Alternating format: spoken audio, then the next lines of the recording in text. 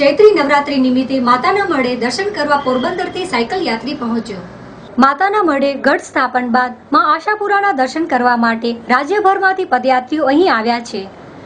ત્યારે પોરબંદરથી સાયકલ યાત્રી માતાના મઢે પહોંચ્યો હતો।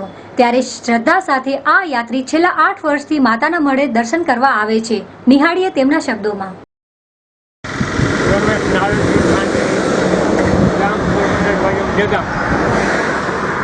કેટલા વર્ષથી આવો?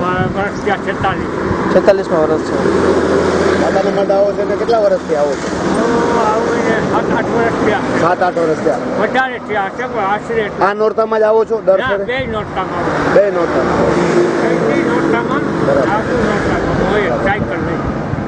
મઢવાડી માનો જાહેર પરચો છે?